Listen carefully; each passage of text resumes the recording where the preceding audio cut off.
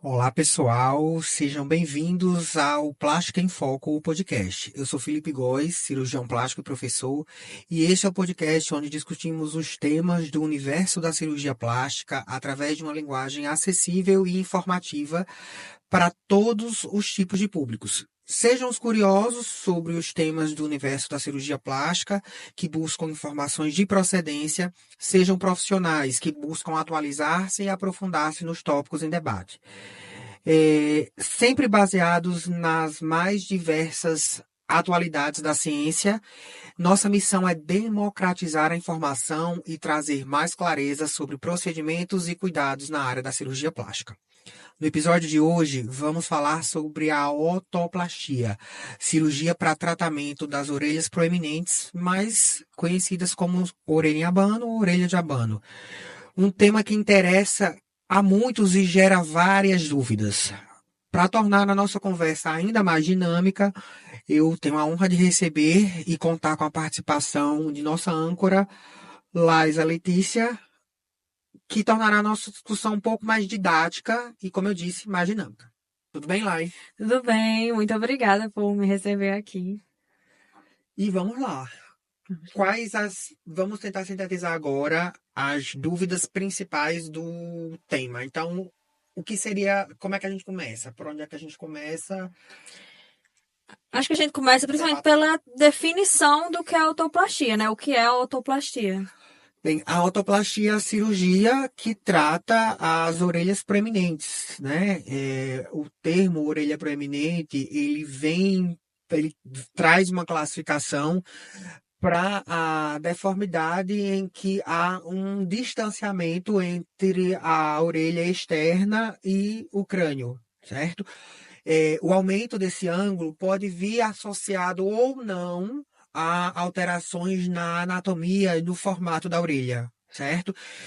O conceito de orelha proeminente ele é muito subjetivo, então ele transpassa, ele perpassa pela avaliação visual, em que o aspecto da orelha acaba por se destacar na análise do perfil facial daquele paciente.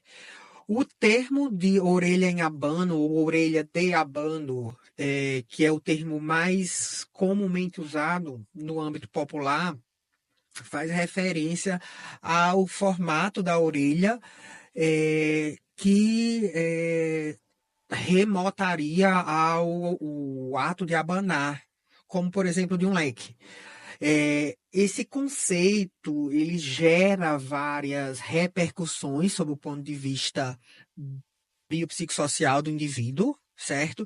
Lembrando que a grande maioria a grande parte dessa condição agrega uma repercussão principalmente nas idades mais iniciais, né? Visto que quando diagnosticado, geralmente a criança é tratada até a adolescência. Claro que há indivíduos adultos que ainda têm a condição, mas é uma condição que marca muito a infância inicial. Vale salientar que a orelha ela cresce até 6 anos de idade. Então, a gente consegue firmar um diagnóstico aí depois dessa idade, que é quando pode-se pensar num tratamento cirúrgico, que é a otoplastia, certo? Que é o tratamento padrão ouro, não é? Então, quando você escuta falar de otoplastia, você pensava em quê, Lai? Geralmente, como o nome já não é algo, né, do cotidiano, eu não associava realmente às orelhas. Mas aí, quando o pessoal falava em orelha de abano, algo do tipo, geralmente remetia à cirurgia já. Isso, otoplastia, oto vem, o prefixo que remete orelha, certo? E plastia vem de plástica, então é a plástica da orelha externa, né? Então,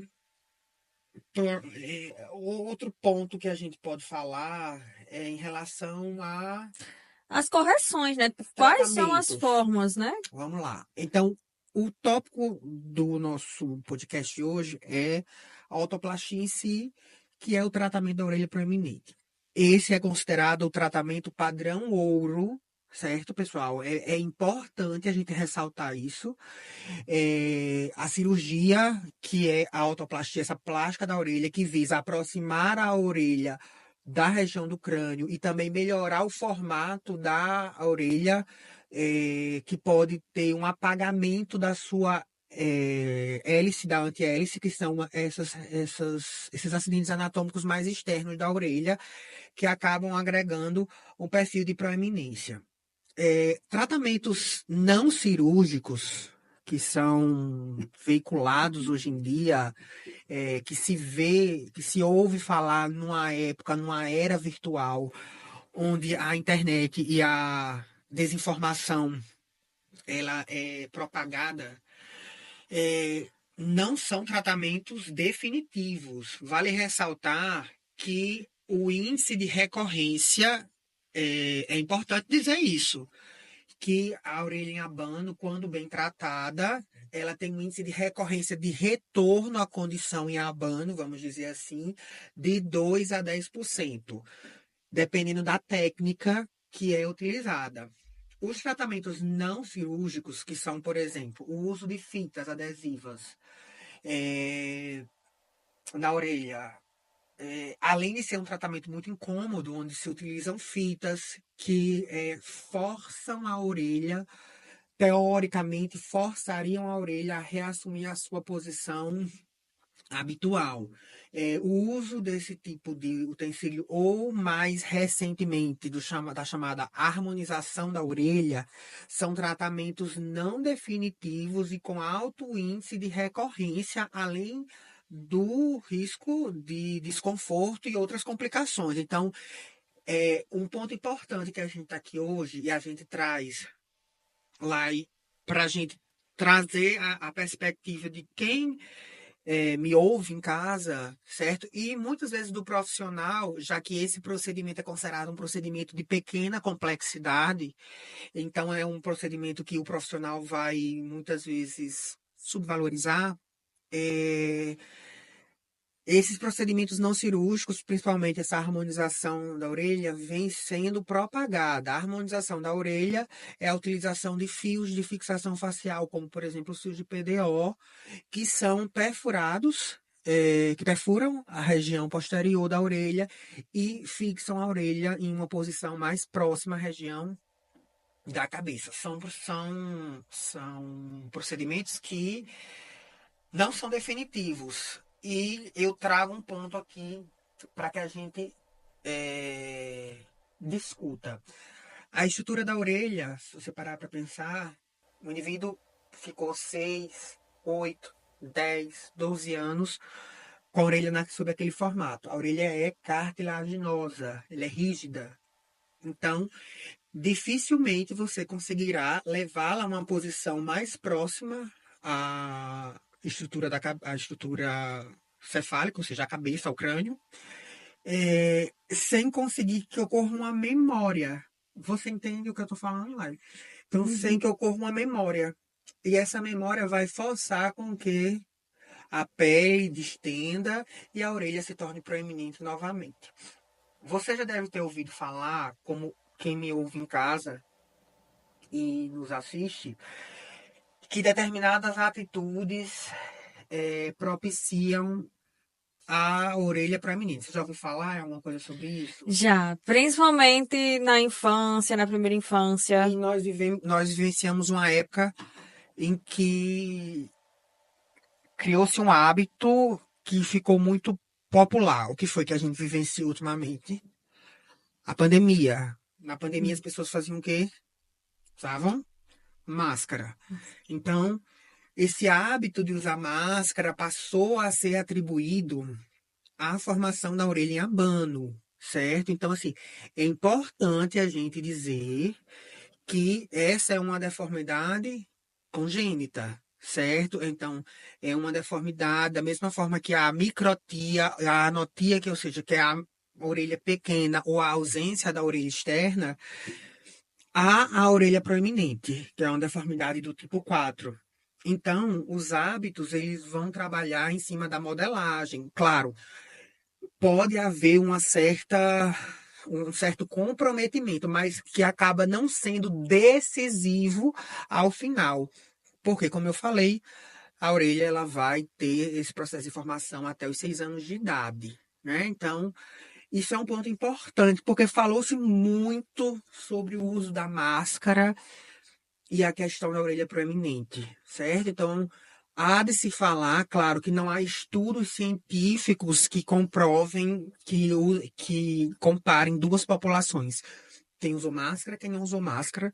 Quem usou máscara teve mais orelha proeminente. Não, não há estudos que comprovem, mas partindo do princípio de uma lógica fisiológica, nós não conseguimos afirmar que isso pode acontecer. Por quê? Porque parte do princípio que o indivíduo já teve uma formação auricular até essa época, certo? É, o que mais a gente pode falar agora, Lai? O que você me conta? Acho que eu gostaria muito de saber, principalmente, como é o processo pré-operatório, operatório e o pós. Certo, essa pergunta é interessante. Então, a gente vai fazer um pequeno intervalo, certo? O nosso podcast Plástica em Foco, transmitido aqui da Faculdade FACEP, onde você faz o seu futuro, volta já já falando sobre otoplastia. Até já.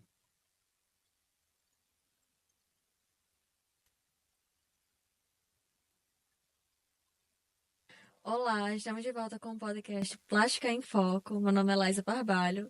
Estou ancorando esse podcast sobre otoplastia. E agora eu gostaria muito de contar a história da minha prima, Lara, a prima minha lá de Natal. E eu lembro muito que quando eu era criança, tinha essa história de que ela tinha orelhas de abano. E ela queria muito fazer essa cirurgia desde que era criança. Ela fez, eu acredito que ela tinha mais ou menos seus 12, 14 anos, mas eu gostaria muito de saber qual é a idade mínima para fazer essa cirurgia. Então, quando a gente fala sobre orelha em abano e idade, a gente tem um ponto de corte de 6 anos de idade, sendo esse o ponto até onde a orelha, pela, pela análise fisiológica, se desenvolve. Então, a gente julga que a idade seja superior a 6 anos de idade. Como a gente retomou aqui, os fatores que condicionam a formação da orelha proeminente, que vale ressaltar, nós vamos retomar agora. A gente define como orelha em abano, orelha de abano ou orelha proeminente a condição onde a orelha externa ela se posiciona em uma posição mais afastada do crânio do que a posição habitual, podendo ou não ter alguma alteração na sua forma anatômica, nos seus acidentes, principalmente na antihélice e na região central, chamada de concha. Esse conceito de orelha proeminente, orelha de abano, que sua prima vivenciou, Lai, é um conceito subjetivo e ele é tomado a partir da análise comparativa entre o aspecto da orelha e a face do indivíduo. Então, não há um número definido que diga a partir de tal dimensão essa orelha é proeminente. É um ponto subjetivo. Os fatores genéticos, eles são preponderantes. Então, questões ocupacionais, fatores habituais do indivíduo, como, por exemplo, advogou-se tanto o uso de máscaras na época da pandemia da Covid-19, eles não têm comprovação científica de serem fatores decisivos para a estouração de uma orelha proeminente. Então, essa orelha vai tomar sua forma final ali por volta dos 6 anos, certo? O tratamento definitivo é a otoplastia, que é esse procedimento cirúrgico que visa aproximar a orelha da região do crânio e também remodelá-la, se for o caso. A gente falou sobre os procedimentos não cirúrgicos e sobre os riscos que esses procedimentos agregam. Um ponto importante que a gente tem que citar, a gente está numa conversa informal e formal ao mesmo tempo, é que por toda a bagagem emocional que a orelha em abano agrega para o portador, a expectativa que esse paciente, que esse indivíduo tem em cima de um tratamento é uma expectativa muito elevada, certo? Então, ele visa, naquele procedimento, ter o máximo de correção possível com a mínima chance de uma recorrência, que ela pode ser necessário após uma autoplastia, um procedimento de retoque em 2 a 10% dos casos, mas dificilmente a orelha ela vai reassumir o formato e a posição que ela tinha antes do procedimento cirúrgico. Então, esses procedimentos não cirúrgicos, como o uso de adesivos e a chamada harmonização da orelha, eles não são indicados. Por mais tentadores que eles possam ser, não devem ser encorajados, devem ser desencorajados e a autoplastia deve ser realizada como o tratamento padrão ouro para a orelha proeminente. A gente encerrou o bloco anterior no debate do pré e do pós-operatório. Né? A gente falou da cirurgia, que ela visa reposicionar a orelha e remodelar a forma. Em relação ao pré-operatório, o paciente ele chega geralmente com a queixa estética, geralmente no caso da criança e do adolescente é trazido pelos pais, a criança ela passa por um processo de bullying muito forte, né? Isso é bem marcante na trajetória do paciente que tem essa condição. É feito o exame físico e a gente traça a partir dali um plano cirúrgico, como em tudo do mundo cirúrgico. A gente traça um plano operatório. Existem diversas técnicas, certo? Então, a autoplastia, a gente trabalhou qual é a meta cirúrgica ali. Então, para atingir aquela meta, o que é necessário ser realizado? Então, baseado nisso, o indivíduo pode ter o aumento da concha, a parte interna da orelha, o apagamento da antihélice, que vai ser vai ser necessário um remodelamento e o reposicionamento mais proximal do crânio. Então, qual técnica você atinge essa meta? Nós temos publicados, existe na literatura vários trabalhos. A nossa referência, e eu sempre falo para o público leigo ou para o profissional, nossa fonte de informação será sempre o site da Sociedade Brasileira de Cirurgia Plástica. No site da Sociedade Brasileira de Cirurgia Plástica, nós teremos o blog da plástica e, no caso dos interessados, nós teremos o acesso à Revista Brasileira de Cirurgia Plástica. Existem diversas técnicas descritas na literatura com esse alvo. Existe a técnica de Pitangui, existe a técnica de Avelar, certo? A técnica que nós realizamos é a técnica descrita por Saldanha e modificada por nós, onde nós realizamos uma autoplastia combinada, certo? Como a gente falou antes, é feito um remodelamento. Para isso, a cartilagem que é dura precisa ser amolecida. E, na sequência, são dados pontos de sutura para fazer essa remodelagem e um ponto de sutura, ou seja, um ponto aproximando a orelha do crânio, certo? Na região óssea mesmo, para evitar a recidiva, já que o indivíduo passou muito tempo com a orelha. É só você palpar, a orelha ela tem essa consistência mais endurecida por conta da cartilagem. Então, essa sutura ela visa evitar essa recorrência.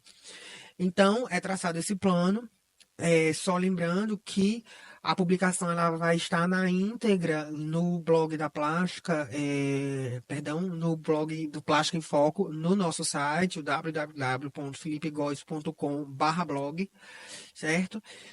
E nós vamos disponibilizar o artigo que relata a nossa experiência com a autoplastia combinada. Por que o nome combinada? Porque nós fazemos o desgaste e também fazemos os pontos de sutura. E é uma técnica relativamente mais simples, que tem um tempo cirúrgico estimado de 60 a 90 minutos, certo? Para ser realizado. O indivíduo sai com curativos na região, Esses curativos vão proteger a cirurgia. Geralmente, com 48 horas, nós removemos os curativos, certo? Após a remoção desses curativos, se evita o contato direto com a água do chuveiro, shampoo e sabonete. É feita uma higiene específica da área, que pode ser feita com cotonete, certo? Usando um sabonete específico, certo? E após esse período, em torno de 15 dias, o indivíduo vai voltar às suas atividades habituais.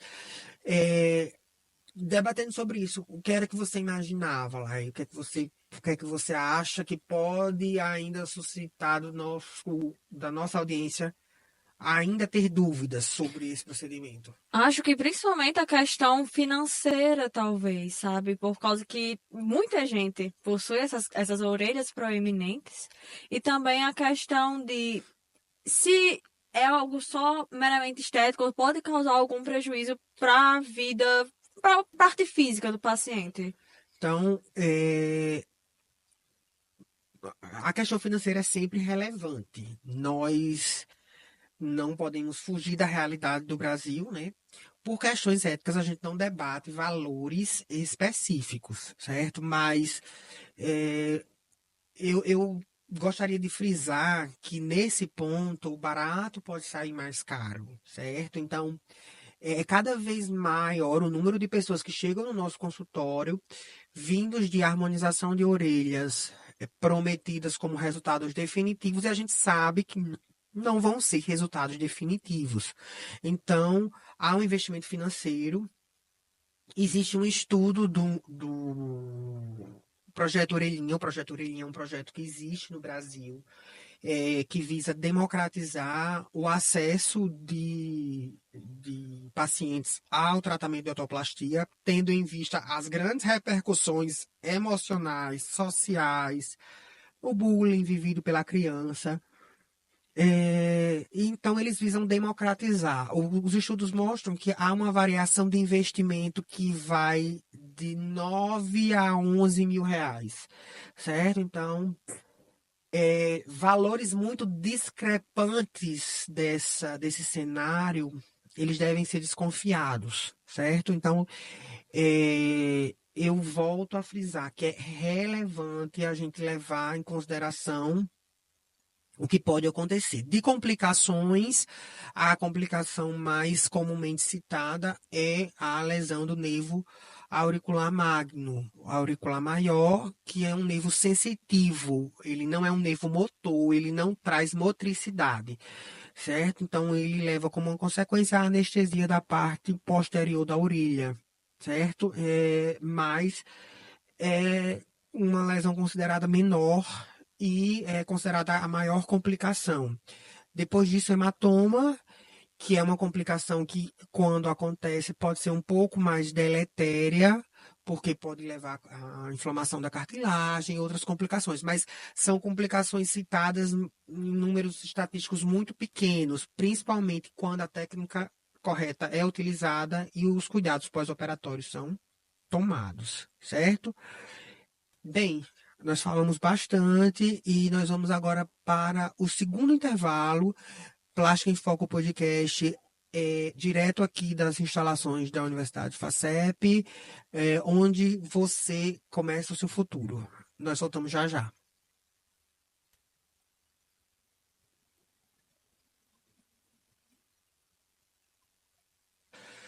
Pessoal, voltando, Plástica em Foco Podcast, aqui o espaço de debate sobre o universo da cirurgia plástica, numa linguagem acessível, onde nós visamos democratizar a informação. Aqui, o segundo episódio dessa nova temporada, nós debatemos otoplastia, o procedimento cirúrgico que trata as orelhas proeminentes, também chamadas de orelha em abano, orelhas de abano. É, a grande mensagem, nós já batemos a definição de orelhas proeminentes, que é uma definição subjetiva. Nós reafirmamos o procedimento de otoplastia como o procedimento cirúrgico que visa um tratamento definitivo para a condição. Nós debatemos que existem várias abordagens cirúrgicas e que a abordagem preconizada por nosco é a abordagem denominada de otoplastia combinada. Falamos um pouco sobre os cuidados pós-operatórios e agora é com vocês. Basta acessar o nosso site www.philipegoes.com/blog, que nós teremos a íntegra do nosso podcast e um link para o nosso artigo da autoplastia combinada. Hoje, nosso podcast no formato talk show foi ancorado por Laisa Letícia, que não gosta de Letícia, mas... Eu gosto! E aí, Laisa, suas considerações? Eu gostei muito de saber, né, sobre essas questões da autoplastia, porque, assim, nunca foi realmente uma preocupação minha. Porém, eu conheci já muitas pessoas que fizeram a cirurgia, ou então esperam um dia muito fazer essa cirurgia. Então, é muito interessante realmente saber um pouco mais sobre esse tema. Agradeço muito. Então é isso e até o próximo episódio de Plástica em Foco, podcast.